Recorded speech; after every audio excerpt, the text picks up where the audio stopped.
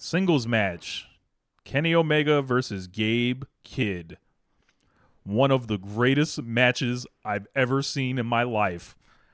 After 13 months, 2 feet of diverticulitis removed from the body, motherfuckers forgetting about him. People just taking him for granted, you know? People just not understanding what this guy's value has been in the world of pro wrestling at large.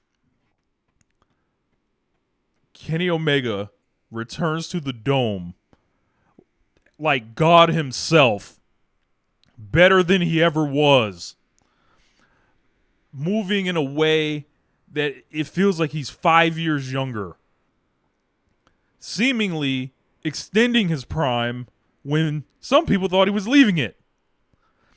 Yes, as the subscribers are saying right now, our savior rises again.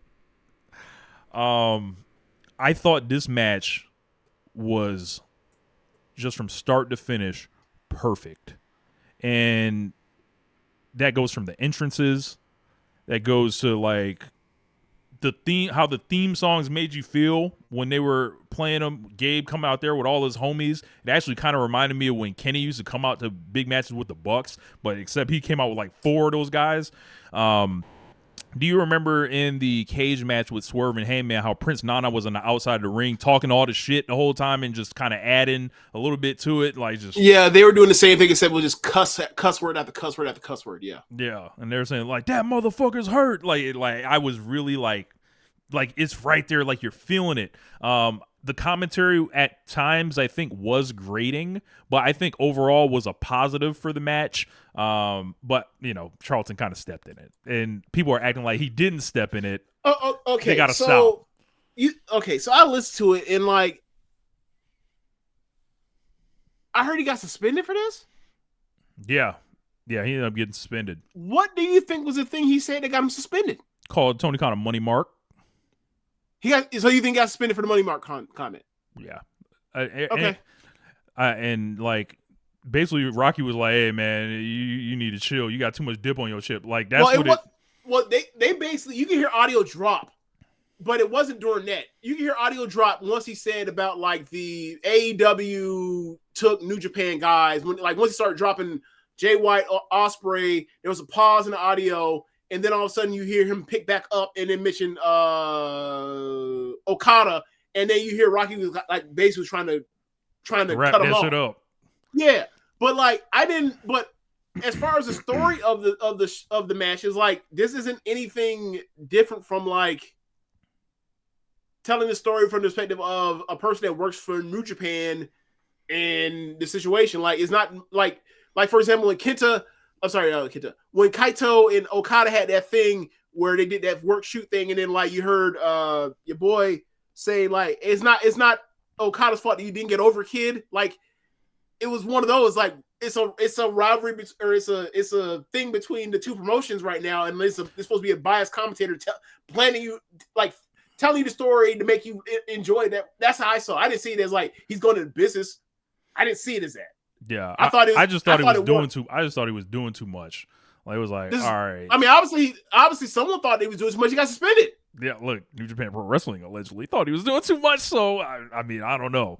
But back to the real shit. I thought this was like, you know, a couple months ago I sent out a tweet. I thought this was gonna have traces of Austin and Brett on it.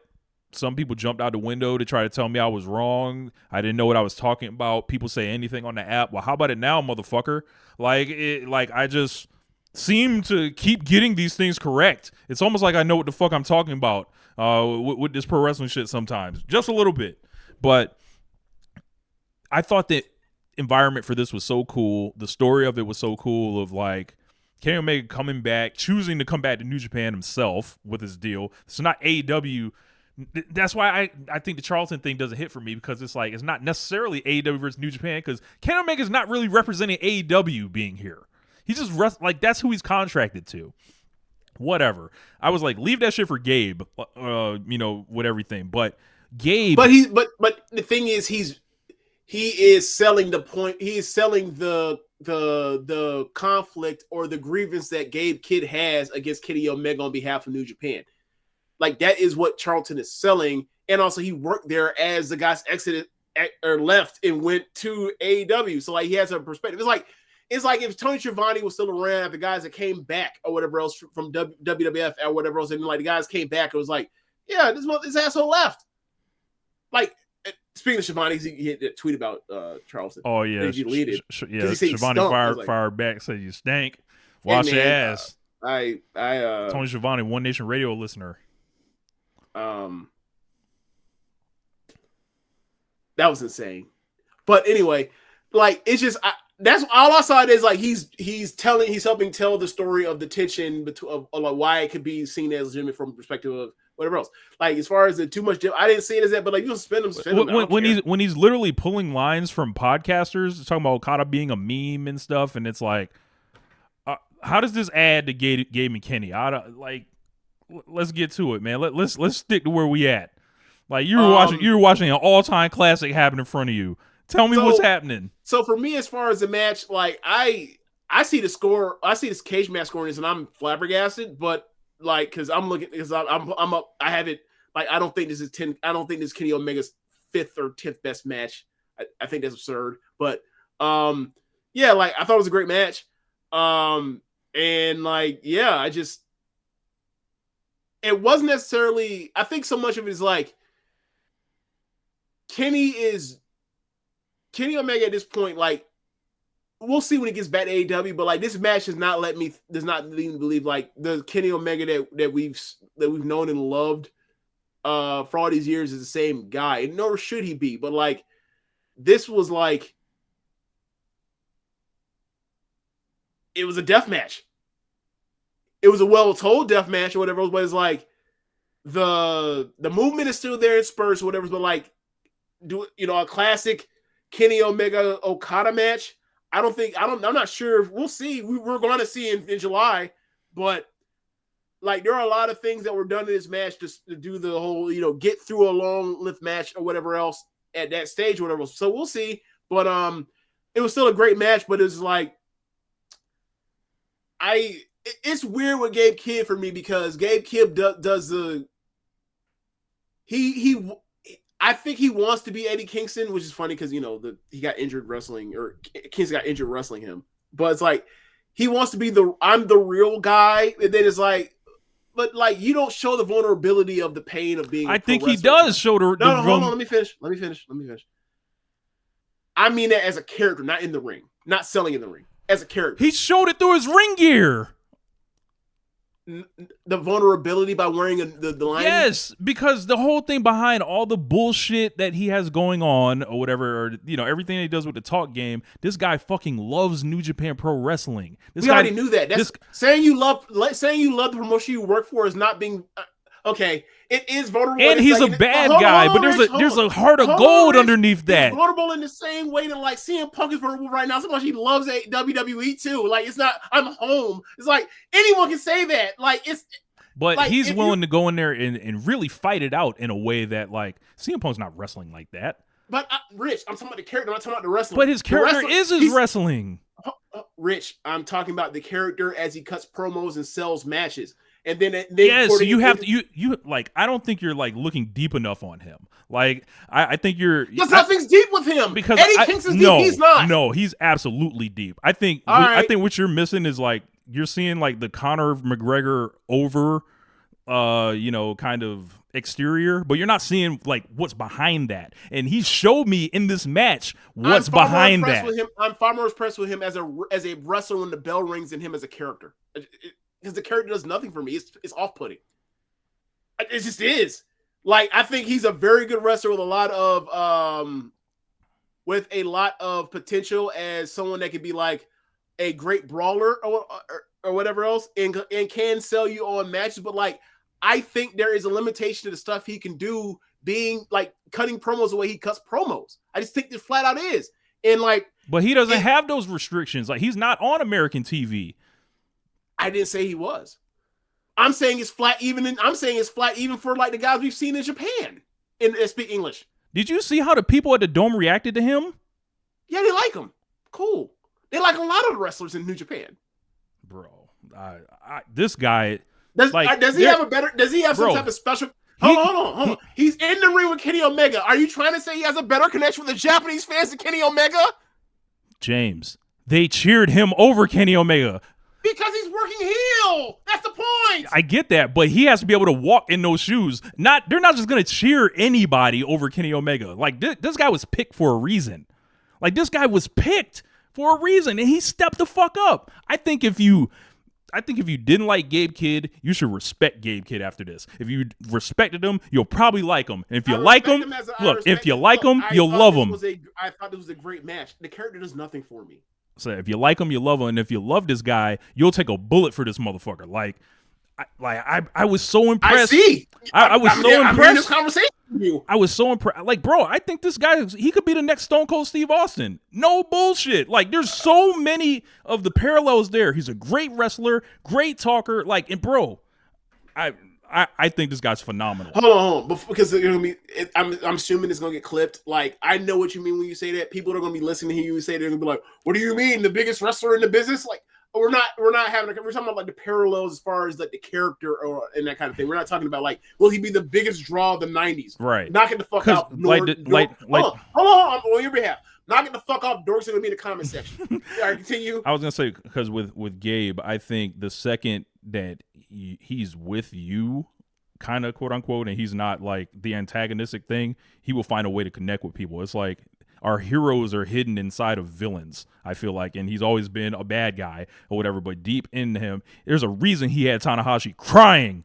at the end of this. Like, bro, like this, I think this match was so special. Like this, I thought this match was very thoughtful, and like I mentioned, like the stuff where he's pulling out all the Inoki stuff, that was genius. But for me, the character, the stuff he does before the bell rings or whatever else to get me to watch a match, I don't care for in that way. Like, I don't find him interesting at all in that way. I'm interested in him once the bell rings, not selling a match, because it's like, fuck you, pussy. I'll kill you with one body blow. What are you talking about? He said in the press conference of Kenny Omega, I can kill you with one body shot. I was like, that's how you're selling this match, that you could kill someone with a body shot. But deep underneath that is a guy that's struggling with mental health, struggling with damn nearing himself, like, and all this other stuff. Like, there is that exterior to, or that interior to him. So like, you're saying he's pushing T on Runaway. What I'm saying is pay no attention to what he's saying. Focus on what he's not saying, and feel like that is actually the vulnerability. Bro, he's coming. Okay. This man Ooh. made himself millions of dollars on January 5th. I guarantee it. Like, with the match, yeah. I'm not arguing about the match, Rich. Sam, we know how much James hates wrestlers struggling with mental health. That's great. I don't even know what that's about. Hangman. Hangman has mental health issues? Or is this a wishy-washy friend? See? Exactly. So, but yeah. Here's the thing. You show me what is happening, like the thing with the elite stuff, right? That stuff that y'all love is stuff that was happening on BTE, right? Cool. I didn't watch BTE. That is supplemental. If you want me to see it, put it on your fucking TV show. That's not a Hangman thing. That's a Tony Khan thing. Now, back to this. They didn't even have a video package for this. That could have helped. But they didn't play one before that? I could have swore they did. No. But it doesn't matter. The match was fucking awesome. My problem is when it comes to Gabe Kidd, everything I ever see of him is just like, so it's just like, I get it. Like you're doing that, but it's like, I just find it to be so boring. I've seen a million other people do it. And it's like, if you're going to do it, you have to show some type of vulnerability. Like Eddie Kingston, he's one of the few people that I've seen do it and do it well, because like eventually he shows you the vulnerability and the stuff he suffers through and that kind of thing. Now, there's time for him to learn this. He's still young, but it's like, if that is all the character has to offer, I'm not, just wrestle then. Like, just Okay, cool, bro. So when he bro. Bring the big match out. So you got the big match in you. Go ahead. So when he was walking out of the ring, Tanahashi's crying. They're panning to him. He's looking at Tanahashi. His homeboys are struggling and carrying him out. That didn't buy you as much as Okada crying in the Tokyo Dome. Like, that's not like on par with that. That's like the same shit. It didn't because I got done watching it like 11 or something or like an hour ago before we started this show. I had to turn it right off. I had to zoom through that shit. So I missed it. Okay, we're working with different information then. So okay, there you go. But yeah, as far as Kenny, but you did mention the Austin thing, and if that's the case, and like, yeah, that is a part of the broken and or what do you call it? Beaten, but pride still there. Walk off with blood in your face, like also like at WrestleMania 13. But yeah, like that's a nice start. But my problem has been with, or not a problem. My critique of him when it comes to whenever I've seen it has been like, there's never been much of anything like that except up until apparently the other day. Yeah. So that's a good start. I would say like this match energized the online AEW fan base in a way around Kenny Omega that I don't know has done in such a long time. Instant demands for him to win the AEW championship and be pushed like this and presented like this. Like this was like God tier, like, with the big music, the reverence shown for him. And it was like, when we talk about the difference in New Japan and then in AEW, it's so fucking clear over the last 2 weeks. And it's like, I think this guy's the greatest wrestler of all time. So many people agree. And I think I was just so happy to watch this match. Like, you go through the layers of this. We talked about like the Inoki stuff, right? There's also the part of this, like they start the match out with Bryce Remsburg. I thought it was good that like you have Charlton pointing out like he's an AEW ref. It seems like he's giving favor to Omega. He gets wiped out on that flip dive to the floor. So then they're allowed to just go out there and basically have a no DQ match until Reshu shows up, like, I don't know, 10 minutes later in the match. Like, there's stuff like that. There's that kind of thought put into these matches with Omega. And it's like, bro, they set the whole shit up like with the dive and moving the refs out the way and then like kicking the young boy and just like all these like things. I thought just if it was like if I picked up this fucking notebook right here, right? Like and I just wrote out just like all the things that were gonna happen, like I would assume like they don't actually do this, but if I did this, I would come back and look at this notebook and say, we hit every fucking single thing we tried out there and how to set it up and draw the right emotion out of people, and then like ultimately peak it with a great, stretch at the end there of just like who's gonna crack essentially, and just this was out of this world. Like the timeline during this match was just like that was like the job of like. The diver tried to get him up for the one ring angel diverticulitis. He goes down, but he's not out here. It doesn't, it's not a Seth Rollins cell job. It's okay, I got to time back up, rebrace myself, recompose myself, then get the job done. Or Kamigoye, and then later match goes a little bit longer. Kamigoye, then get him up there and finish it. Like, yeah, man, like he's one of the greatest wrestlers of all time, and like. Enjoy it while we still have it at this certain level, because I don't think necessarily is at the same level it used to be, which is saying something because this match is fucking awesome. But it's like we don't know how many more of these we're gonna get because we had him we had him for like a year last time. Right? I think he worked like 13 matches in 2023. Okay, yeah, so let's not fuck around, Tony Khan. Let's not fuck around, AEW. You gotta if you need to treat him as if he's as if you only got a certain number of dates. Not somebody you can expect to be wrestling every 2-3 weeks. Treat it as such. Maximize to your ability.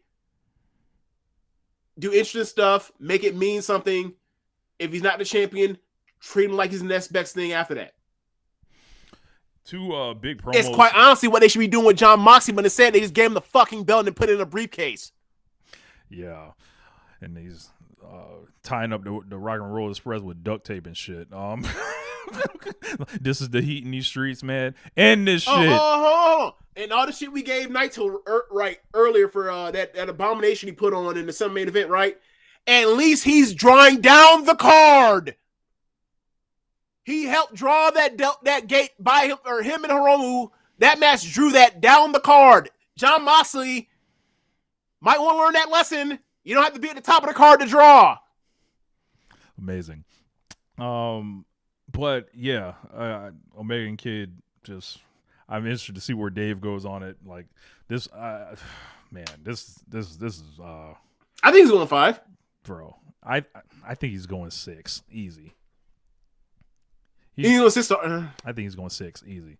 Hold on. Let me just mentally. I think I heard. I didn't listen to the radio or anything, but I think I secondhand heard that he came on there and the first thing he said was like, Kenny Omega's better than Terry Funk. Like this was like Dave Meltzer saying this. So like we know what Terry Funk means to him. So like just speaking Dave, right? That's just going up. Like what did he give Golden Lovers match? Golden Lovers versus Young Bucks. What did he give that? I think he only gave that 5. Only 5, yeah. Yeah, that's nuts. Yeah, that match is better than that match, but whatever. But yeah, great match. Should get 5 from Dave Meltzer. I give it 5. I don't, and at the same time while saying that, I don't think it's a top 10 Kenny Omega match I've ever seen.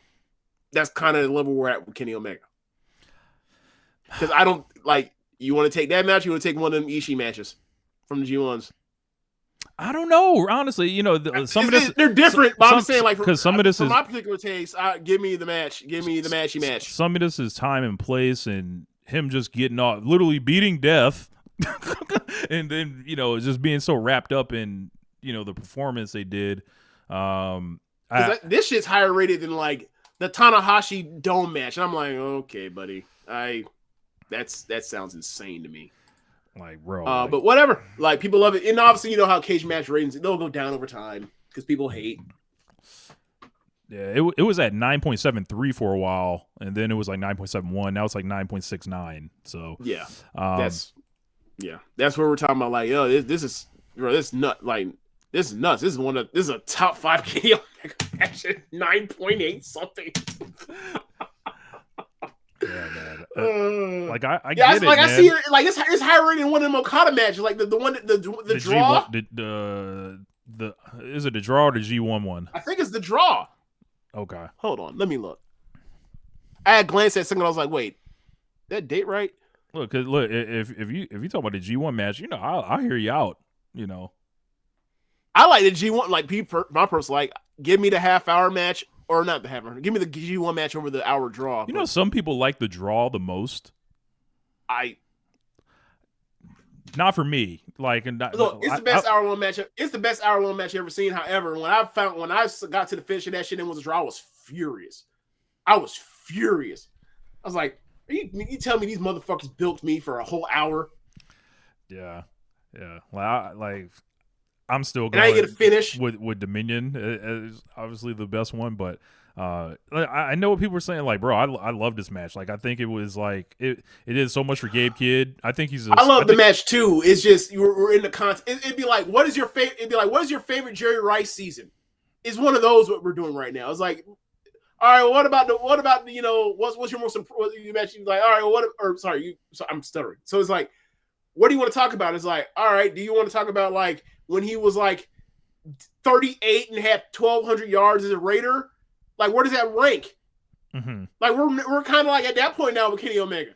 And It's like, do I want to compare that to like, when he had like 22 touchdowns in a strike shortened season? Like, it's not necessarily, it's kind of different. I think New Japan should go with Gabe over the 2 days. I don't think anybody impressed me more than him. And they're doing him and Suji at New Beginning, which is very interesting. They're really going there that fast? Yeah, they are. That should be a Dominion match. You'd think, but I guess they gotta do something. But felt like a star was born, and I think we're gonna be hearing a lot from this guy. So like, I think he's got to play in the Forbidden Doors from now on. And he needs to bring the anti AEW thing with him. Like as far as like, because they've never really like. I think some of the Charlton stuff for me is because like on television, it's never really been pushed as such like that. This has been something that has bubbled up in like your pure elitist dark spaces on the this fan, or New Japan fan. Yeah, just there's Reddit forums and various podcasts, which I shall not name here, but it seems like they found somebody that was sympathetic to their cause, and they sent that man in there with a bomb and fought around and fucked that man's money up. Y'all can stand with him all y'all want. Y'all gonna stand for that man bills? No. Oh, y'all should probably shut the fuck up then. Like, so like, look, they suspended him, so obviously like they thought the line was crossed. I listened to it. I thought like I didn't think it was that bad. I think. Do you think he doesn't get suspended if he doesn't say money mark? I think that's the only thing that gets him. I think everything else was fair game, and it really added to the match. Like, but when you do the money mark thing, it's just like, all right, we've already seen examples of, with the Effie thing. Like, that's something that's not going to go over well, especially like a money mark is somebody that loses money, you would think. And I don't know. I think they just signed a $555 million TV deal, so. These feel like old talking points. You gotta update the software. Is what I'm saying. I don't even. I wouldn't. I would let it. I would have tried to let it slide or whatever else. I think he's shooting off. I could see him get suspended for that. I wouldn't have suspended him for it, but I could see him get suspended for that. I have no problem with it. Like anything else would be like, no, it can't be. Anything other stuff, it can't be. It's like he's literally like, look, because I'll say this, man. Playing into the story. Like I'll say this, man. Like if money mark is unnecessary, though. Money mark is unnecessary. I was gonna say, like if Nigel McGuinness was just on commentary and they unleashed him and was like, "Yo, New Japan's a poverty company that don't want to pay for somebody getting surgeries like Kyle Fletcher, and that's why he ended up signing with AEW because Tony Khan paid for his shit when he was working in New Japan with Mark Fletcher, or excuse me, Mark Davis and his injuries. Like that would be." They'd be shitting down their legs, all those same people, right? Yeah, but that's also worse. Exactly. Like, them. This is where the power, quote unquote, imbalance is there. It's like they're probably going to do something that hurts a little more because they are in a higher, position here. So, they would. What I'm saying is how it relates to Gabe.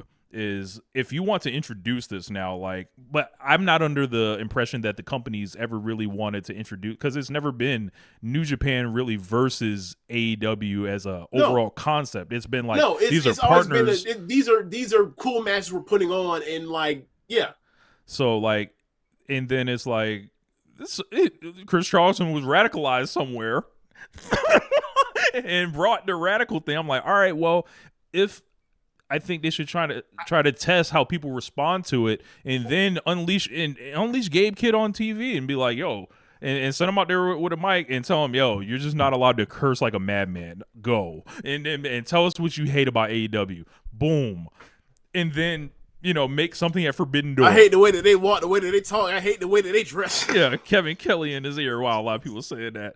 Not just Kevin Kelly in his ear.